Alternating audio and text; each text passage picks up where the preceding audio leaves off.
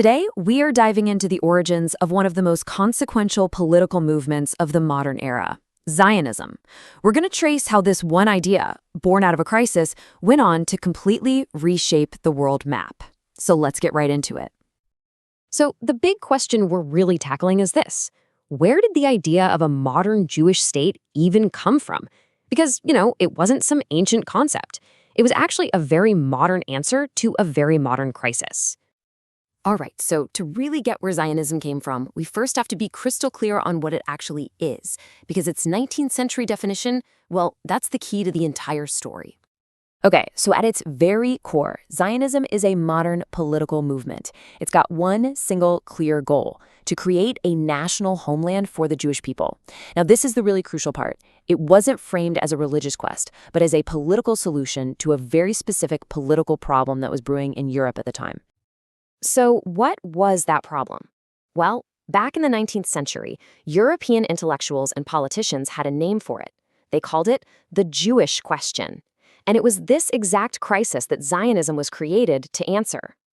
See, in the 1800s, there was this huge wave of optimism. After the Enlightenment and the French Revolution, countries across Europe started granting Jews civil rights. This whole process was called emancipation, and the big hope was that, finally, Jews could fully integrate into society and centuries of persecution would just end. But that hope, it really didn't last. Even with legal equality written down on paper, a new and, frankly, a much more insidious kind of hatred started to emerge. And this was different. This wasn't just about religion anymore. It was a hostility built on these dangerous new ideas of race. This new hatred even got a brand new name: anti-Semitism.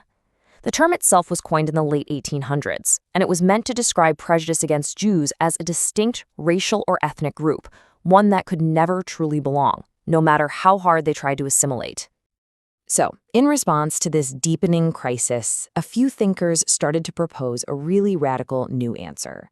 These were the folks who laid the groundwork, the forerunners of the organized Zionist movement. Right, so before Zionism was a formal thing, you had these proto-Zionists. You could think of them as voices in the wilderness.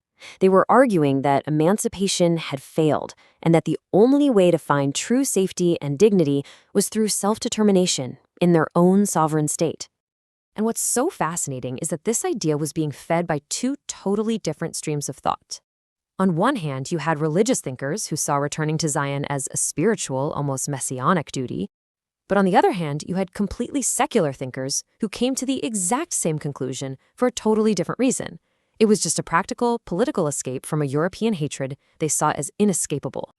So all these ideas were kind of floating around, but it took one man to really grab them and forge them into an actual political movement. And that man was Theodor Herzl. Now, Herzl wasn't a rabbi or some kind of political radical. Not at all.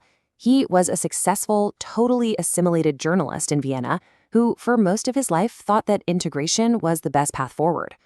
But then one single event happened that completely shattered that belief. The year was 1894, and the place was Paris, which was supposed to be the beating heart of enlightened modern Europe. Herzl was in Paris covering the trial of Alfred Dreyfus, a Jewish army captain who was framed for treason. But what shocked him to his core wasn't just the unjust conviction. It was the sound coming from the streets of Paris, the birthplace of liberty, equality, fraternity, where he heard mobs chanting, "Death to the Jews." For Herzl, this was it. This was his moment of terrible clarity. He thought, if this level of raw anti-Semitism could just erupt in France, the most liberal country in Europe, then Jews weren't safe anywhere on the continent. Integration was an illusion. The only real, lasting solution had to be a state of their own. He channeled all of this new conviction into his manifesto, the Jewish state. And this quote right here, it gets to the absolute heart of his argument. He was basically saying anti-Semitism wasn't a bug that could be fixed. It was a feature of European society. The problem, he realized, was completely structural. And just look at the speed he moved at. It's incredible. The Dreyfus affair in '94 was the catalyst. Just 2 years later, bam, he publishes his manifesto. And only 1 year after that, he's organizing a global congress to turn this whole idea into a reality. And all of this incredible momentum led to one single pivotal event where political Zionism was officially born, the first Zionist Congress. So, in the summer of 1897, Hertz pulled off something truly remarkable. He got 200 delegates, men and women, religious and secular, from 17 different countries, all in one room in Basel, Switzerland. And they all had one single, audacious goal: to found a movement. And this was so much more than just a meeting. It had real, concrete results. They officially established the movement. They drafted a mission statement, the Basel Program, and they created the World Zionist Organization to make it all happen. This was the moment Zionism went from just an idea to a full-blown institution. Right after the Congress, Herzl wrote this absolutely astonishing entry in his diary. He knew it sounded crazy at the time, but he was just utterly convinced that what they had set in motion was unstoppable. A state that seemed like a total fantasy in 1897, he predicted, would be a reality within 50 years. So why does all this matter? What's the big takeaway? Well, in less than a decade, what started as just a trickle of fringe ideas became a powerful, organized global political force. The crisis of European anti-Semitism was the current, and Theodor Herzl's vision was the channel that directed it, creating a movement that was about to flow onto the world stage and completely reshape the 20th century. And that, of course, leaves us with the next huge question. Now that its goal was declared, how would this new movement, born in the 19th century, possibly survive the empires, the wars, and the revolutions of the 20th? Well, that's the next chapter of the story.